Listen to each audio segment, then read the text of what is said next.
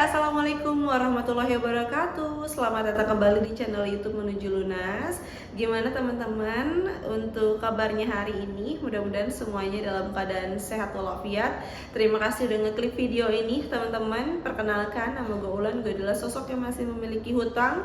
Gue bikin video buat nge-share ke teman-teman semua pengalaman pribadi, pengalaman temen gue, pengalaman dari manapun, biar kita sama-sama curhat di sini. Dan teman-teman, terima kasih banyak yang sudah subscribe channel YouTube ini. Kalau misalnya teman-teman nanti suka videonya, boleh klik like video ini dan juga bisa klik tombol subscribe bagi yang belum subscribe. Oke, siapa di sini yang kalau misalnya gabah gitu sudah dalam tahap benar-benar lagi down, bahkan kita sampai nyari-nyari solusi, rekomendasi dan lain-lain. Gue ada info menarik di sini untuk teman-teman semua yang kondisinya lagi galbay sama juga kayak gue.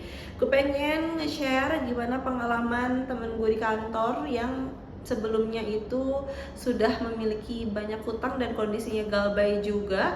Terus dia sudah mencari-cari informasi perihal iming-iming jasa pelunas pinjol.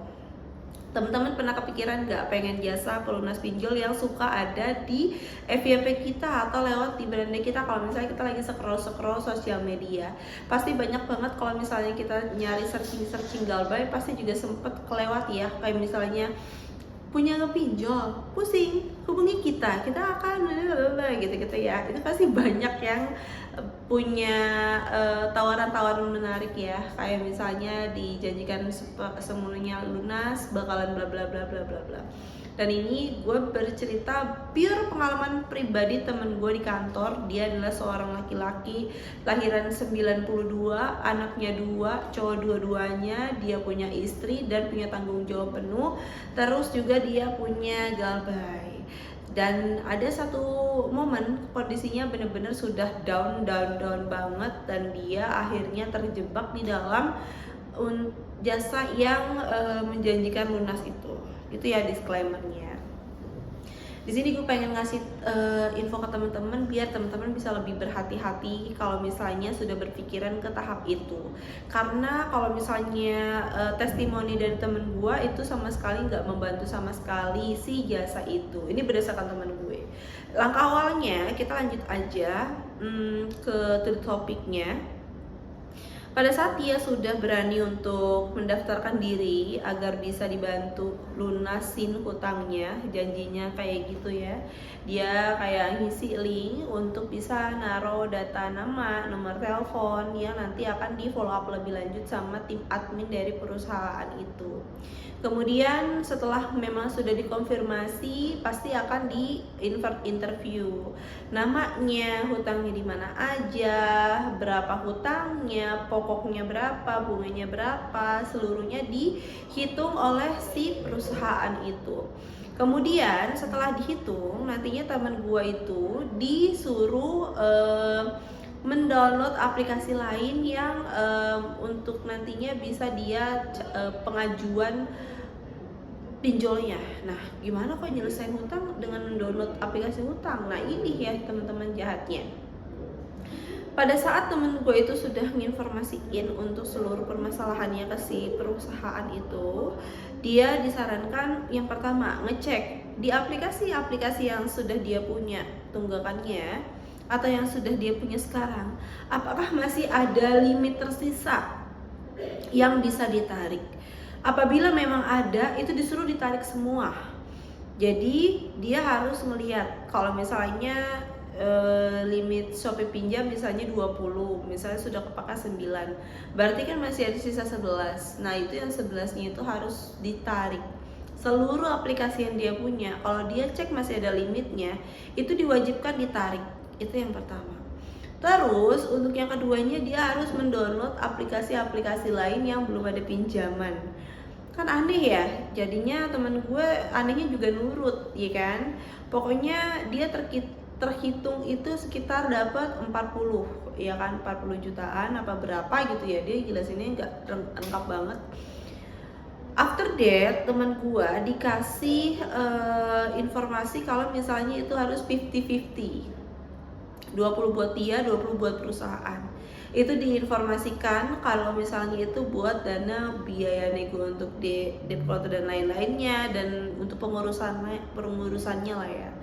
Terus temen gua dikasih identitas palsu. Identitas palsunya berupa ID card yang di situ kayak ada ID card kantor, padahal dia nggak bekerja di situ, tapi seolah-olah itu adalah ID card kantor dia.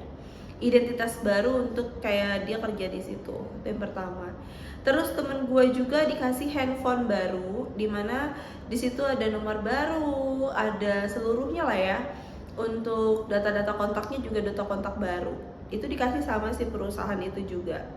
Terus temen gue juga diinformasiin, dijanjikan akan tidak ada lagi yang menagih kepada dia kalau misalnya sekarang untuk dia approve tetap diproses sama si perusahaan ini ya, perusahaan jasa yang mengiming-imingi akan membantu pelunasan pinjol. Terus di temen gue disaranin untuk tidak menggunakan dulu untuk nomor handphonenya yang sebelumnya, dia bisa menggunakan handphone yang baru aja gitu. Delalahnya temen gue nurut-nurut aja karena dia ngerasa oke, kayaknya bakalan terbantu nih sama si perusahaan ini, mungkin emang itu rules untuk menyelesaikannya. Dia tetap ngikutin, tetap kayak oke, rulesnya seperti ini, persyaratannya seperti ini. Dia kayak punya data baru untuk dia kayak seolah-olah bekerja di mana, terus juga dia deal aja untuk pembagian 50-50 atas penarikannya, terus juga dia dikasih handphone bla bla bla. Untuk kayak jangka waktu seminggu, sebulan, 2 bulan, itu kalau informasi dari dia itu memang gak ada sama sekali yang menghubungi dia lagi terkait aplikasi-aplikasi galbainya dia. Tapi after 1 bulan 2 bulan itu ternyata ada bom waktu yang akhirnya meledak dan hampir merugikan temen gue gitu. Bom meledaknya itu adalah, jadi ada yang datang ke kantor nyariin dia, itu ternyata adalah debt collector dari akun pinjol dia yang memang dia nggak bayar. Selain datang ke kantor, DC-nya juga menghubungi HRD kita ya, maksudnya menghubungi terus nyari atas nama ini apakah benar bekerja di sana, bla bla bla bla bla bla. Jadi isu kantor ya, jadi ada yang nyariin dia, bla bla bla bla. Nah dia bingung kok ada lagi gitu kan. Alhasil ternyata sebenarnya jasa iming-iming pelunas itu sebenarnya nggak membantu sama sekali teman-teman. Jadi teman-teman lebih berhati-hati kalau misalnya mulai tergiur untuk ikut jasa itu. Kalau menurut gue juga lebih baik jangan ya. Karena lebih baik, kalau kata temen gue sendiri ngomong ya, lebih baik galbay sekarang aja udah. Jangan ikutin ada iming-iming dari jasa pembantu ini untuk menyelesaikan hutang kita, itu tuh nggak bener. Yang paling bener kalau memang kita punya hutang ya udah kita selesaiin sendiri. Kalau kita benar-benar mau galbay ya wis galbay. Kalau memang nanti bayar ya bayar seadanya. Kalau misalnya sudah ada uang, jangan tergiur dengan jasa-jasa perusahaan yang memang menjanjikan akan membantu sampai lunas. Atau membantu kalau misalnya udah nggak ada, kan ada lagi DC yang tindak lanjutin kita. Itu bullshit guys. Jadi gue pengen banget nge-share ini ke teman-teman karena kemarin pas gue scroll untuk di sosial media masih ketemu lagi ada korban yang memang merasakan hal yang sama kurang lebihnya, dan kurang lebihnya untuk rulesnya juga tetap sama kayak gitu. Dan berarti gue mikir ternyata untuk yang jasa-jasa ini sebagian besar perlakuannya sama, jadi lebih berhati-hati aja ya guys buat kita semua. Kita memang sama-sama tahu dimana kalau misalnya kita punya galbay itu pasti akan pusing dan kita mikirin gimana caranya biar bisa lunas segera ataupun dikasih cara seperti apa biar cepat lunas. Tapi kalau untuk cara ini gue saranin jangan guys. Jadi saran kita selagi masih bisa sharing-sharing sesama temen, sesama kayak gini ya kan, nggak apa-apa gue kasih tau aja biar pesan dari temen gue ini nyebar ke manapun yang nonton video ini. Mudah-mudahan bermanfaat ya guys untuk video sekarang. Sekali lagi terima kasih banyak sudah nonton sampai dengan akhir. Mudah-mudahan video yang gue buat selalu bisa ada manfaatnya buat teman-teman dan buat diri gue juga. Dan kalau misalnya nanti suka video ini boleh like videonya, boleh klik tombol subscribe juga. Sehat-sehat semuanya. Yakin 100% kalau misalnya utang kita segera lunas ya guys. Amin.